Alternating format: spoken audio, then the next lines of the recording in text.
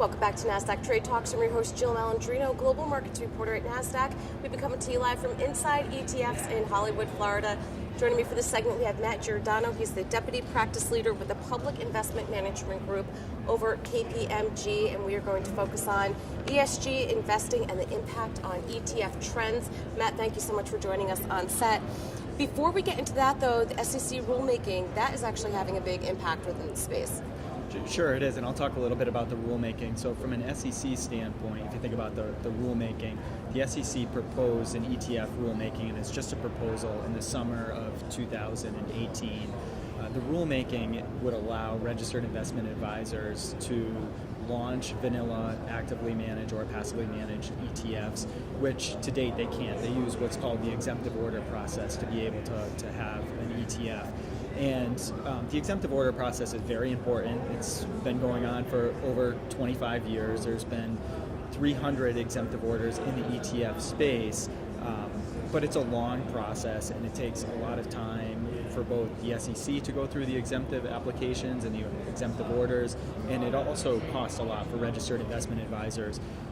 So what the rulemaking will essentially do is allow the SEC and registered investment advisors to level the playing field, because under these 300 exemptive orders, there's different conditions, different representations that have to be made.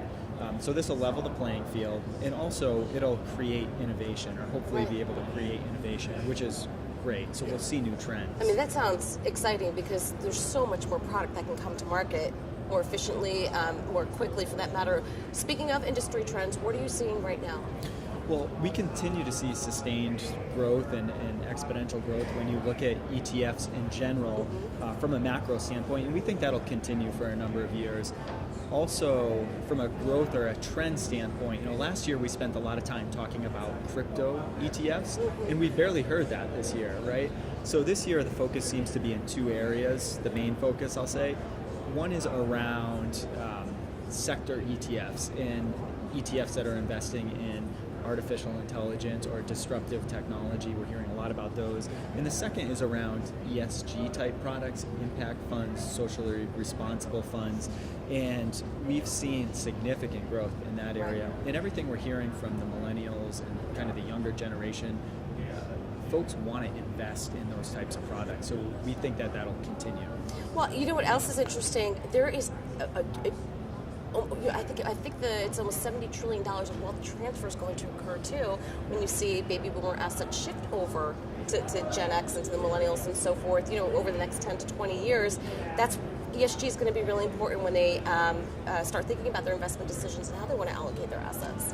Yeah, that's right. And I would say one thing about ESG that a lot of people are focused on is some of the naming conventions between ESG and impact funds. And the difference between ESG and impact, of course, is ESG is more focused on the operations of the company. So you may have a Fortune 500 company where impact is more focused on solving a social or environmental type problem. So what we see from impact funds, it may be an entity in that fund that is investing in green technology, or they may want to lend to folks who otherwise larger banks or entities may not lend to because of credit issues or income levels. So what I think is interesting is, as an investor, you want to understand what the ESG fund or the impact fund that you're investing in, where they place their money. Right. And what's important to you may be different than what's important to me. Because it's not standardized either with ESG in terms of who fits this model and so forth. That's exactly right. And they may be weighted differently.